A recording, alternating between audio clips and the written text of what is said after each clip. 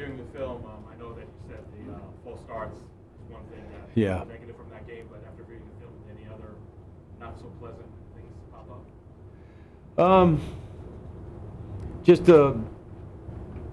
Just outside of the penalties, and there's really, I mean, the kids executed the game plan really well. I was proud of them.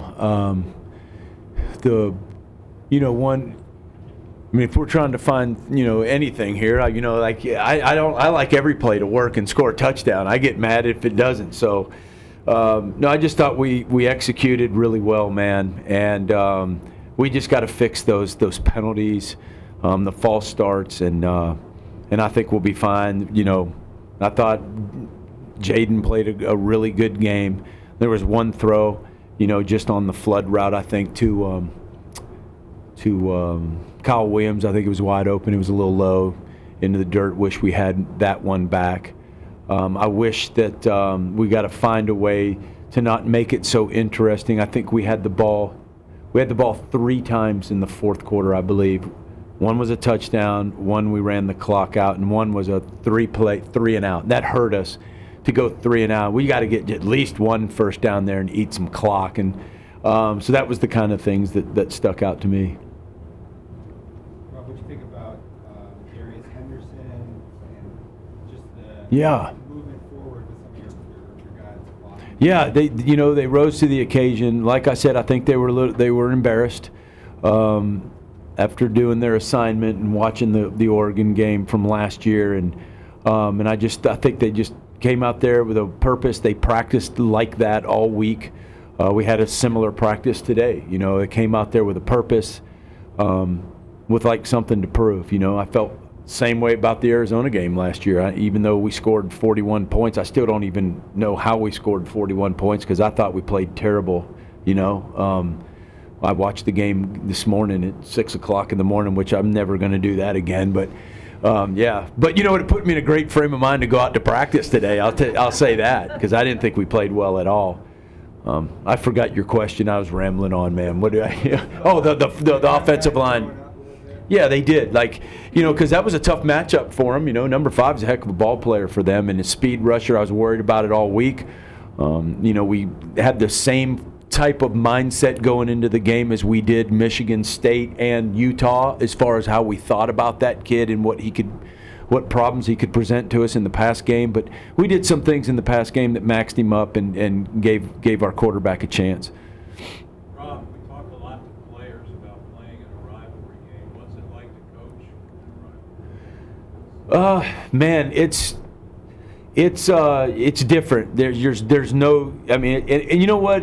Being around the holiday season as well, like right around Thanksgiving, kind of adds a little bit to that, I think, because, everybody's got family in town and all of that stuff, and then you got to change your schedule a little bit because of Thanksgiving, and so it just is it's uneasy. I know that because you get off of your routine a little bit, which is scary as a coach, So that's the tough part about the rival game around the holidays and Thanksgiving. It has a bowl game feel to it, and really, and I try to tell the freshmen, you're not going to understand it until you get out in pregame. When you get to pregame warm-up, you're going to look around and go, oh, this is what they're talking about.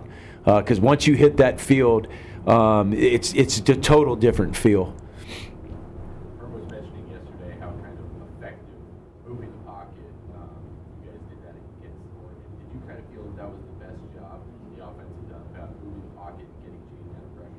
Yeah, and they did some things that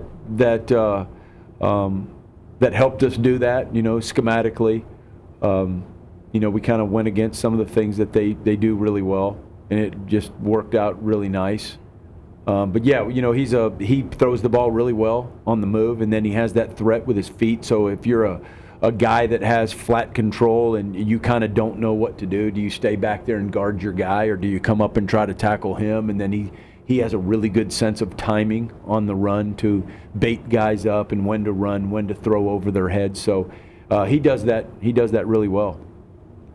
Do you ever have to talk to Jaden after a game like that where there's all this national attention now, just to keep him from thinking too big? If it was somebody else, maybe. He's just a different kid, man. He's really grounded.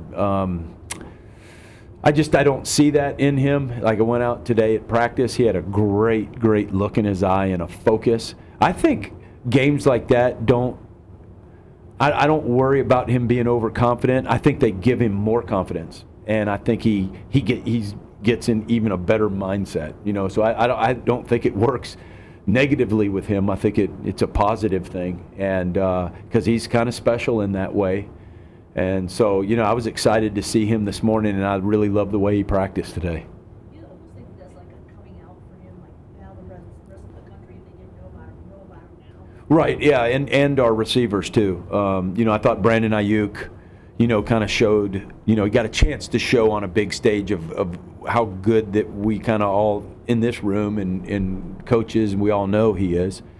But yes, that was, and that tells you a little bit about him, his character, and his maturity at the age that he is. Like a lot of kids, 18 years old or 19, that might have been a lot of pressure on him, But as you could tell, I mean, he was laughing, in the game, and he was just smiling, and that's just who he is. The moment is never too big for him.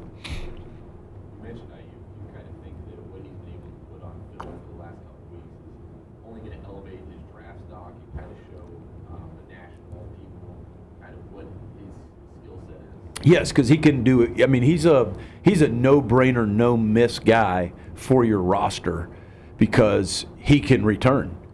He could punt return, he could kick return, and then he's like a really, really good wide receiver that runs good routes, wins one-on-one battles versus press, and then he catches the ball really well. So he's kind of got the total package.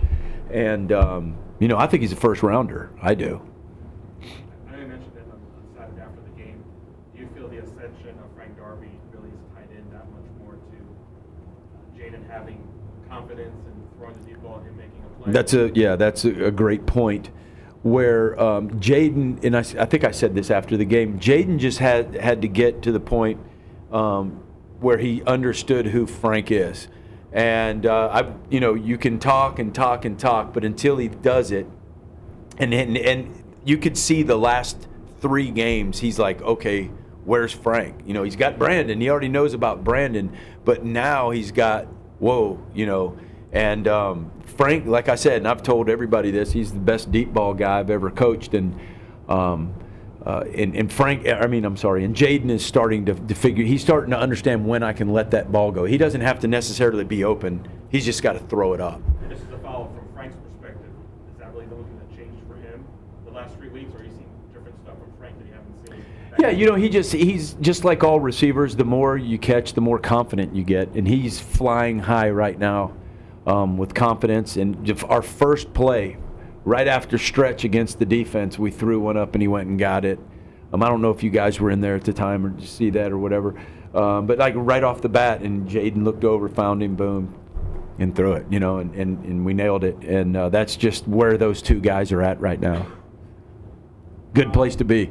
Rob, is this game really won, especially with such a young team? They need to be focused on playing with passion and not emotion. Yeah, that's going to be the big thing, especially after what happened, last year with they had to go and break up the pregame warm-up or pregame warm-up or whatever happened last year. I was up in the booth and I saw it. I still don't know what happened.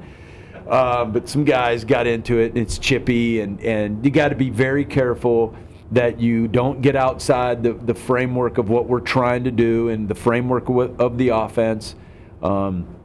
And you can't get those stupid penalties, because one of those stupid penalties can come back and lose a game for you, really. And if you celebrate, as we all seen, you celebrate in the end zone or something, and next thing you know, the other team's got the ball on the 50-yard line, and heck, a couple plays later, they score a touchdown. You just nullified everything that you just did. Like, it was a total waste of time. Why did you do that? So, they got to understand that, and understand not to, just, get emotional and just play hard. And then when the whistle blows, stop, turn around, walk back, and let's go do it again.